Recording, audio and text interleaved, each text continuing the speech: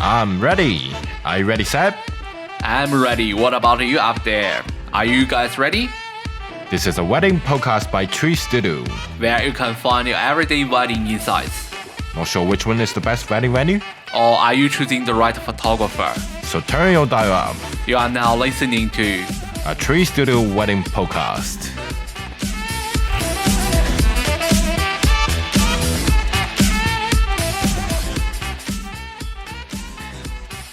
Hi guys, it's Mark from Tree Studio. Welcome to this week's podcast. So last week, I actually came across one of my clients and she asked me for some wedding photo location suggestions. She told me she will have her ceremony done at St. Mary in West Melbourne and reception at Luminaire, South Melbourne. And she's got 2 hours gap between the ceremony and the reception for photo shoots.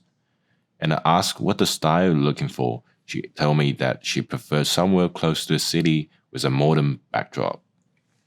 So, I think it's a good opportunity for us to discuss Melbourne City photo locations. If you're looking for a modern style photography, then having those modern architecture as a backdrop is pretty much essential. We could start with my number one pick today, the Parliament House. I assume everyone knows where it is. Located on Spring Street, East Melbourne, it's one of the most popular and iconic wedding photo locations. It's the place that offers a grand classic backdrop for your wedding photos. If you're looking for an elegant, modern, and minimal wedding theme, I think it's the perfect match. But that's not it. Here are some drawbacks of taking your wedding photos there. I've always let my clients know what's good and what's bad about this place so they can do their own comparison later on. For its popularity, you will always expect people taking photos there, either tourists or newlyweds. Waiting there for some photos is becoming a very common thing. But the worst thing is, it's under construction now, which means it's fully covered, so I don't think this option is viable until the renovation is done. Sorry to those who are looking to plan shoots over there. But the good news is, I have the perfect alternative if you want a Parliament House style photos. Which leads us to my number 2 pick today, South Melbourne Town Hall. Setting on Bank Street, it's a historic civic building.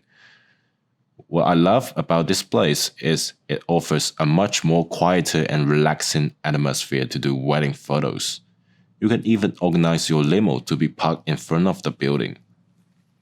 So now you can have both the buildings and the cars as your backdrop. Plus, it's a few minutes away from some of the most iconic Melbourne receptions, such as Crown and Luminaire, which saves you tons of traveling time. The bad thing about Town Hall, I would say you will still expect a bit of waiting time during the weekend because it's still one of the favorite wedding photo locations. Up next is RMIT Uni. It's still got a few heritage buildings as well as contemporary architectures, so you can get 2 styles of photo capture at one place. One of the most iconic locations is the Building 20 at the corner of Russell Street and La Trobe Street. It used to be a magistrate court. Offers an ancient British-style backdrop for your wedding photos. RMIT really is a great place to go if you're planning a weekend wedding. But if you're shooting your photos during the weekdays, I wouldn't say it's a brilliant idea. As it's a public uni, you would definitely have a lot of hard-studying uni students running in your photos. My next pick is Melbourne University. It's actually one of the oldest universities in Victoria. Every year, hundreds of newlyweds come here for wedding photos. Some of them are the graduates from uni, and their love might even start during a lunch break on South Lawn. Not only this place offers an iconic backdrop you can also have your limo parked in front of the building. Still, in my experience, Melbourne University is the best choice for those who hold their wedding ceremony at the Chapel of Holy Spirit in Norman College, which is next door. But you are more than welcome to travel after the ceremony to take your wedding shots at Melbourne University. A bad thing about having your wedding photos taken at Melbourne University is you have to get a permit. But did you know you can get a half-price discount if you are a university student graduate?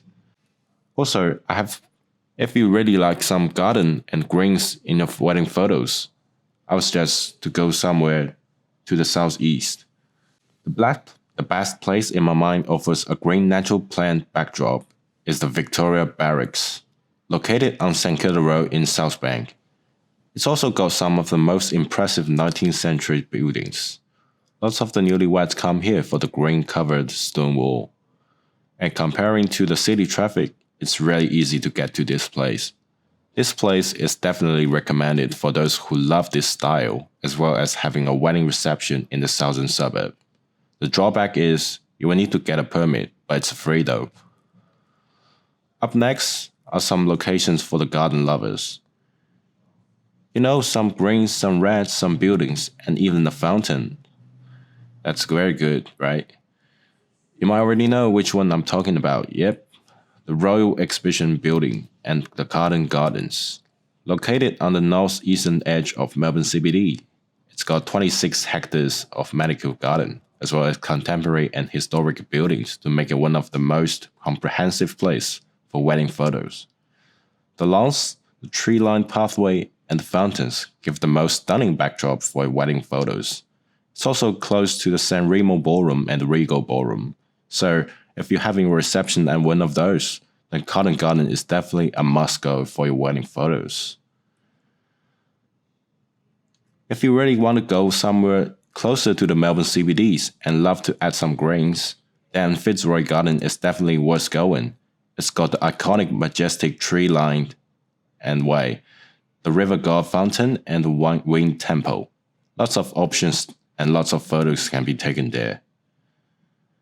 Also, I have to mention about Albert Park Lake. It's the place to be for wedding photos. It's just simply gorgeous. It's got a gigantic parkland, lake view, and also a backdrop with city skylines. And for some, I've already also inquired about what if I want to have the coastline of Melbourne. I can say you can always welcome to go to the Princess Pier in Port Melbourne. But during the winter, I wouldn't say it's a brilliant idea because it's gonna get very cold and windy out there. So you might want to grab a jacket and maybe even umbrella with you during the shoot. You might always need to consult the weather and also your photographer before the shoot. So let's wrap it up. There's always one tip for choosing your wedding photo location. No matter how much time we have for wedding location photography, avoid spending hours traveling is always a smart choice. My suggestion is to choose your wedding photo locations within 30-minute driving from your wedding ceremony or reception venues. Make sure your wedding day runs seamless is the prime goal. That's it for today. For the next episode, we're gonna talk about the receptions in Dandenong Ranges. See you guys.